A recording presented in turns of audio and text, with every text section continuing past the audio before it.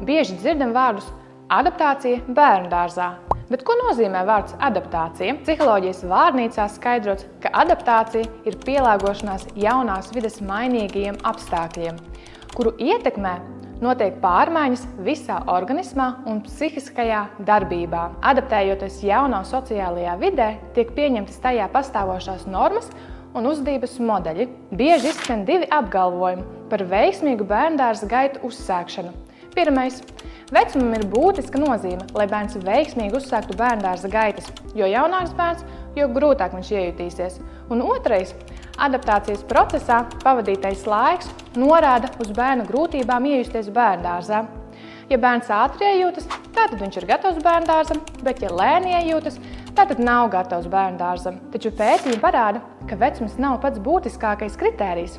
2023. gadā zinātniskajā konferencē docente Valentīna Romenkova norādīja, ka veiksmīga adaptācija bērnudārzā nav saistīta ar bērna vecumu, un tas, ka bērns ilgāk adaptējas, nenozīmē, ka bērnam ir neveiksmīga adaptācija. Ir bērni, kuri iejūtas 5 nedēļu laikā, un ir bērni, kuri iejūtas 13 nedēļu laikā. Docente Romenkova kā svarīgākos faktorus izceļ drošības sajūtu starp vecāku un bērnu spēju uzticēties pedagogiem.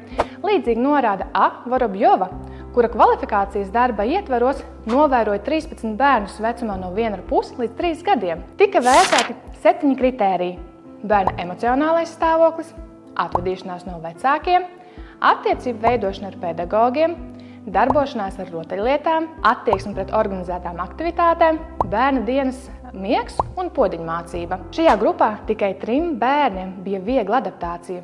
Un kā tika novērots, neapmeklēto dienu skaits jeb slimošana visbiežāk bija tiem bērniem, kuriem bija grūta adaptācija. Veicot atkārtotu novērtēšanu pēc 3 mēnešiem, vairs tikai vienam bērnam joprojām bija grūtības adaptēties. Lai gan adaptācijai nepieciešamais laiks katram bērnam var atšķirties, vai ir iespējams, ka piedzīvojot atbilstošus adaptācijas apstākļus, lielākā daļa grupas bērnu nav labi iejutušies arī pēc 3 mēnešiem?